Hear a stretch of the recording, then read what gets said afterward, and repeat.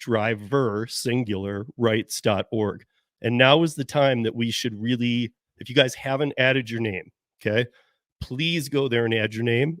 Go there, take a look. We're going to go through them right here too before I walk you guys through the site about the basic principles that we believe, so you guys can see if you're even interested.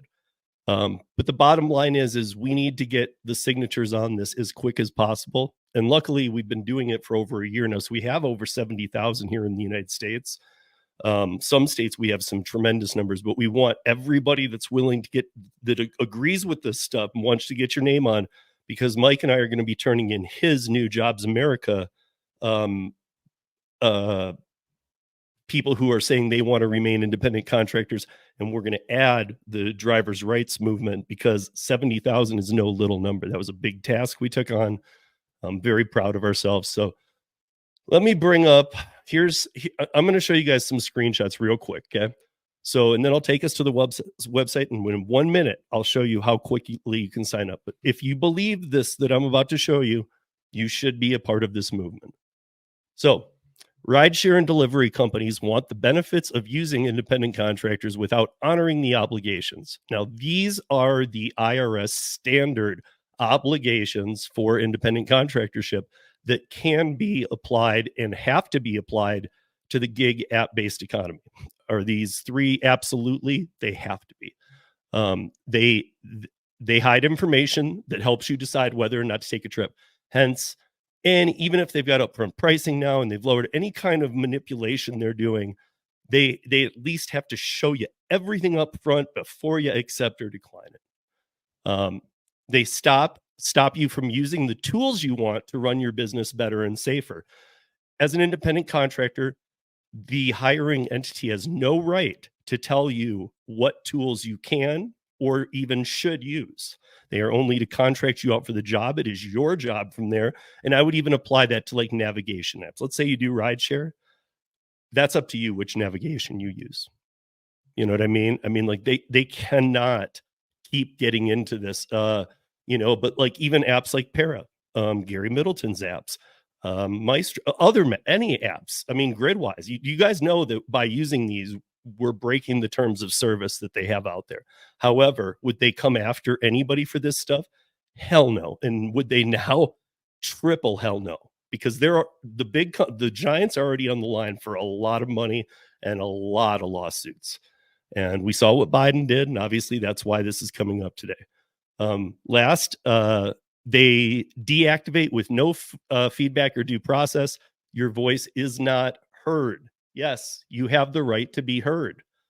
And you have the right to know why you were deactivated. And there needs to be some sort of process that is well known throughout these gig apps. That is how that's handled. The four basic principles if you believe in these, you need to sign the website that we'll go to. And I'll show you by signing these, I'll show you the 7 things that we're majorly pushing for if you believe this. So the 4 basic principles to a better gig economy. I'm in charge of my work, meaning acceptance rate has no bearing on me. Psychological, the companies can't use it to decide where I fall.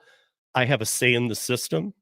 So I should be involved in any legislation involving my space of work, just like anybody else would. My time is valuable. And I own my data. So I own my data is a big thing, because right now, there's actually a couple states that I was talking with Mike Harubi today, like I told you, and there's a couple states that we're going to look into, because these companies, just by the TOS checkbox, sell your data off every day. You know that. Mike and I are going to look into what right you have to now the fight of paying you, the user, for the data that they sell because you agreed to the TOS. You clicked, yes, I agree. And they sell your data off. And in there, it says they can sell your data off. That makes it a tough claim to say that they owe you actual physical dollar money. But why couldn't it be a trade for portable benefits? And if you guys are like, well, that's not I want money. You guys, portable benefits are going to become the future with all this stuff, because that's healthcare. That's paying, it's somewhat paying into an unemployment system, even though we're not employees. Like I've always said, we need to hybrid this thing. But no matter what it is, it wouldn't be your money. It would just be like if Uber's selling your data, they keep a percentage and a certain percentage goes towards your portable benefits. That might be a solution. Now, if you believed in all those, this is what we are pushing with all of the 70,000 plus that have signed. This is what we're pushing in the letters that will be written on your behalf, which you can tweak out to if you want. You can add things, you can rewrite the whole thing, but it does generate a letter to your person just by you putting in, I think, your zip code. So right to transparency. Platforms must provide all informations you need to determine whether or not to accept an opportunity, compensation, full pay, time, location, travel distance required to complete a job, health and safety issues related to the job. Right to choose how to work. You should have the freedom to choose and use the tools you want to run your business. You should have the freedom to reject or accept work opportunities without penalty, no AR. Right to opportunity. You should have the freedom to work for multiple platforms and choose where your time is best spent. If those of you wondering, like, man, you kind of it seems like you're asking for a lot. I'm just going through what an independent contractor is due. And this is what we are asking for in the driverrights.org, which I'm going to walk you guys through very quickly here in just 1 second. Right to a safe work environment. You should feel safe and be safe at work. You should have the freedom to choose and use tools that make driving and working safer. Right to data and data privacy. You should be able to easily access your work profile and earnings history. You should know and control who has access to your data. So, and that's what we're talking about here, what I was talking about with Mike, and be able to revoke access easily. We want to add in there maybe that if you would like to, that you have a right to see who that data is being sold to. And if you're fine with it because it's anonymous use, take the money in portable benefits. Got to start optimizing things. Right to due process. This is big, right to due process for free from unfair deactivations.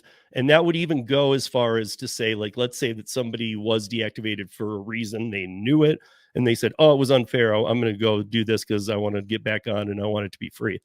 It would be a case scenario where if somehow you were proven that you were deactivated, you did something very bad, you would have to pay this too. So understand that. That's with anything. If you go for right to due process, yes, it's free for unfair deactivations to find out what that deactivation was at that time. It's up to you if you want to pursue it for free and appeal it, or do you want to, or are you like, wait, I remember that day, I remember that case. I don't think it's as big of a deal as they say, but I think I know what they're talking about. Right to a voice. You should have an opportunity to be part of the conversation when legislation and workplace procedures that affect gig workers are established or changed. What's up, everybody? If you agree with all that, then you need to, this is how simple it is. I'm going to do it real quick here.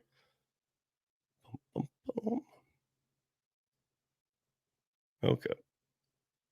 Then you go here. This is the driverrights.org.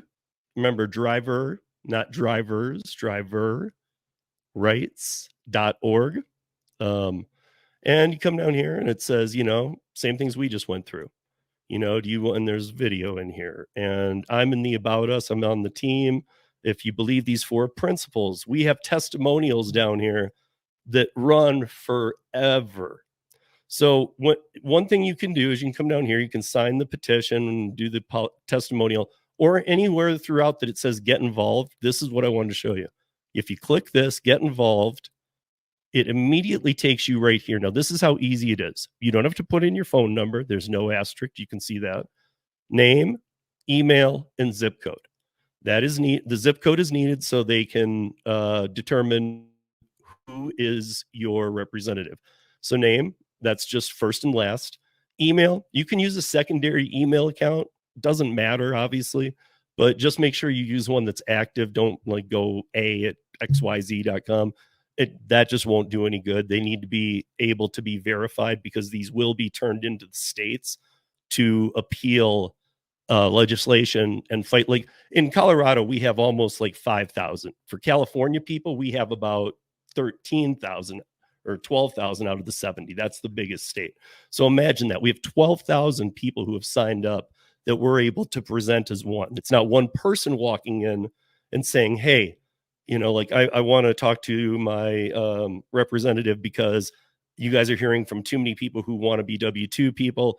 I don't represent that, blah, blah. We've told you to do that. But now we're at a point where we're going to be able to submit 5,000. I'll take the damn envelope down myself and I'll submit it. But you put a name, email, zip in, and you can do these. What are you willing to do? Join the Facebook group. That's the driver's rights Facebook group. Tell a friend, volunteer to lead an event. These aren't what I'm concerned with now that we're hitting D-Day with all these new Biden administration changes with an unconfirmed Julie Sue. But you can either hit send from here, which does these.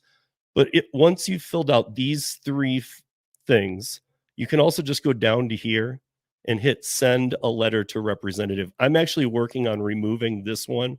So just scroll to the bottom after you fill in your name, this, click this. It'll take you to a page that says it'll bring, because it asks your zip code here. So it'll bring up your zip code and it'll say your congressman is this. Anybody who matters, it will have 1 to 3 different names, and it will email them directly just by going down here, clicking this after you put in the information, and then simply, it'll say in that zip code, there are 3 people that should be emailed or whatever, or at least email your governor, your representative, so, I mean, there might be more people that are representatives that need to be emailed, so that all of them get sent out on the next page for free. Everything's done. Yeah. And then, the names that we're using are anonymous. The emails are only to be verified if they were to do that. They never do. But this has gone beyond just a change.org movement. We actually are, you'll see on the next page, it is a real server